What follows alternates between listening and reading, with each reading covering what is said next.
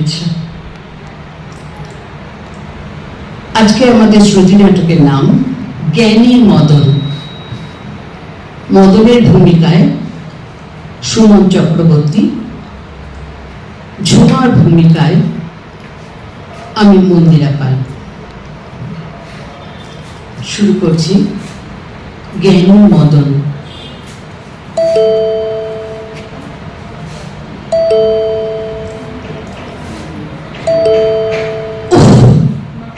স্নান করে উঠতে না উঠতেই কি এলোই আবার। এখন আমার পুজো হয়নি। কি এলো? কি আসতে পারে? কি ব্যাপার? কি চাই? মা, ভিখারিকে 10টা টাকা দেন, ভগবান মঙ্গল করবেন। ও হরি, এই কেমন পারে না? 10 টাকা কেউ ভিক্ষে চায়? আর এই সকাল সকাল 10 টাকা খসলে কি আর দিন আমার ভালো যাবে? আমার অমঙ্গল হবে। আমি তো আপনার মঙ্গলের কথা বলিনি মা। ভিক্ষে দানে একমাত্র মঙ্গল গ্রহিতা, দাতার তো লস হবে। আচ্ছা, বড় বড় কথা বলছো, অথচ ভিক্ষে চাইতে তোমার লজ্জা হচ্ছে না? লজ্জা? লজ্জা সম্পূর্ণ ত্যাগ না করলে নাগা সন্ন্যাসী বা ভিখারি হওয়া যায় না মা। ঠাকুর রামকৃষ্ণ বলে গেছেন, লজ্জা ঘৃণা ভয় তিন থাকতে নয়। ও বাবা, ঠাকুর রামকৃষ্ণের প্রাণীও তোমার জানা আছে দেখছি। কেন থাকবে না? এটা ইনফরমেশন টেকনোলজির যুগ, সবাইকে সব খবরাখবর রাখতে হয় মা।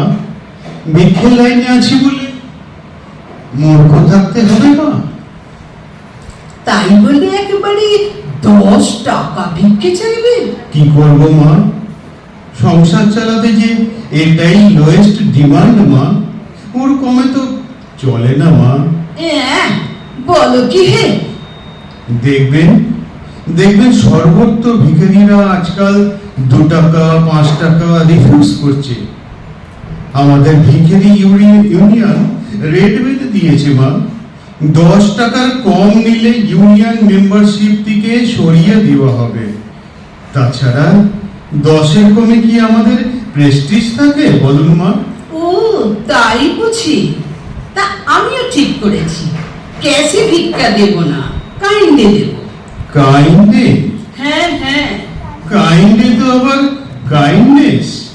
ও, তেমন হলে কনসিডারও করতে পারি মা।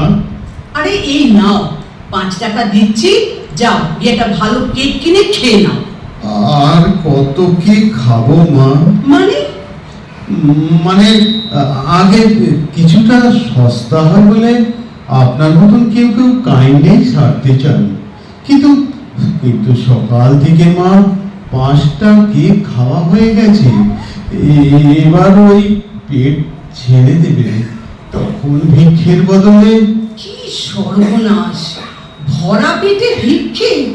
তুমি তো দেখছি ভিক্ষে নামে কলঙ্ক ছড়াচ্ছ।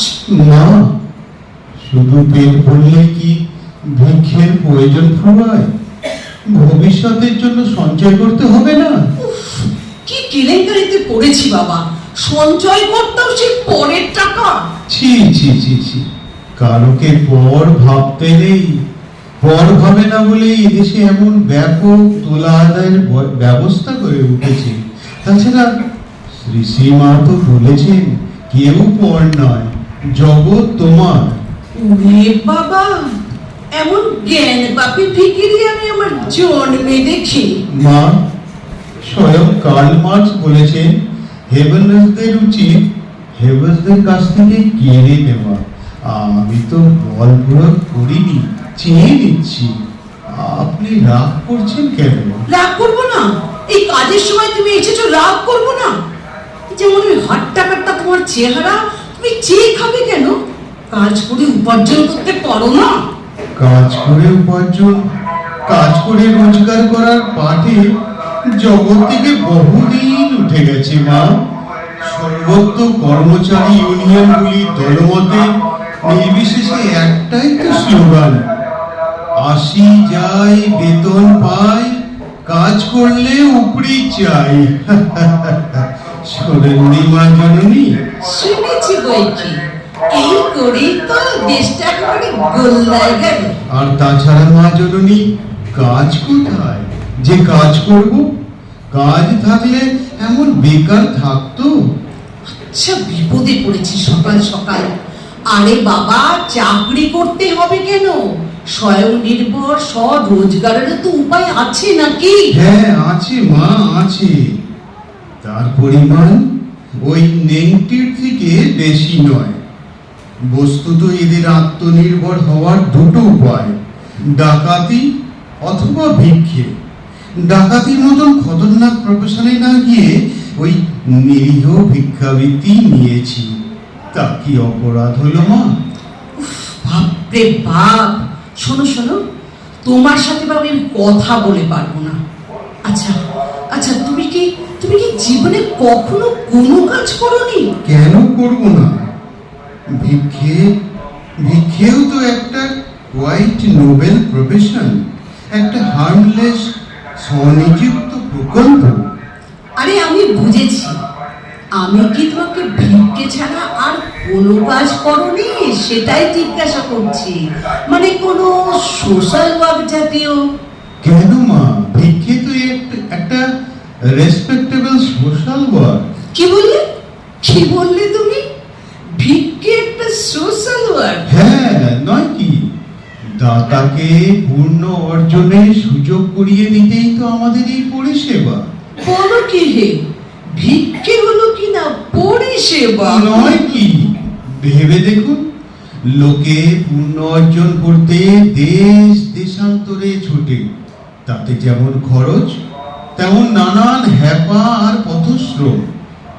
আমি সেই সব পূর্ণ লোভীদের ট্রাভেলস এবং ইউজলেস এক্সপেন্ডিচার বাঁচিয়ে ফোকটে পুণ্যার্জন করতে সাহায্য করি, স্রেফ ভিক্ষে দিয়ে অনন্ত স্বর্গের পাসপোর্ট। বলুন, ঠিক বলছি কিনা? তা বটে, তবে এই ব্যাপারটা অবশ্য ভেবে দেখিনি। আর ভেবে দেখে সময় নষ্ট করবেন না মা জননী। সামান্য 10 টাকা তো, এত সস্তায় এত পরিষেবা কে দেবে? তাছাড়া মা, এই যে ভিক্ষের সপক্ষে কনভিন্সিং সওয়াল, এই মার্কেট টেকনিক সম্পর্কে জানকারি, তার কনসালটেন্স ফি দেবেন না? আমি তো তোমাকে কনসাল্ট করতে যাইনি বাবা। নাই বা গেলেন, গায়ে পড়ে অ্যাডভাইস দেওয়ারও তো কনসালটেন্সির অঙ্গ। ফর নাথিং, কারোর রুজির পথে কাঁটা হবে না। ওহো, তোমাকে এই ভিক্ষাবৃত্তির কনসালটেন্ট কে বলেছিল করতে? কে আর বলবে মা, গরজ বড় বালাই। দেখছেন না, একদিন যারা পুঁজিপতিদের কালো হাত ভেঙে দাও, ঘুরিয়ে দাও বলে চেঁচাতো, আজ কেমন লেজে গোবরে হয়ে পুঁজিবাদী ভজনায় ভিক্ষের ঝুলির কাঁধে দৌড়ে পড়ছে। আরে বাবা, সে তো শিল্পের উন্নতির জন্য। যথার্থ বলেছেন জননী, উন্নতির জন্যই ভিক্ষের কাঁধে ঝুলি নিয়ে দৌড়ে ঘুরে বেড়াচ্ছে। তাহলে দেখুন মা, দেশোন্নতি চান কিংবা আত্মোন্নতি, ভিক্ষের কোনো বিকল্প নেই। বাপ রে বাপ, দম বের করে দিল। নাও বাবা, নাও, 10 টাকা নাও। ওটা ভিক্ষে বাবদ, কনসালটেন্সি ফি বাবদ আরো 20 টাকা দিতে হবে মা জননী। কি বললে? আরো 10 টাকা? বেশ বাবা, বেশ, তাই নাও। তোমার হাত থেকে রেহাই পাওয়ার জন্য নাও, আরো 20 টাকা দিচ্ছি। সব শুদ্ধ মিলে 30 টাকা গচ্ছা গেল সকাল সকাল। গচ্ছা বলবেন না মা, এ আপনার আশীর্বাদ। তাই হোক বাবা, তাই হোক। আশীর্বাদ নিয়ে এবার মানে কেটে পড়ো তো দেখি। থ্যাংক ইউ মা জননী, আপনাদের দয়ার মায়া বলেই আমাদের বার বৃদ্ধি। এমন করে চিরতরে আমাদের কোলছাড়া করবেন না মা। আজকে তাহলে আসি। নমস্কার। নমস্কার।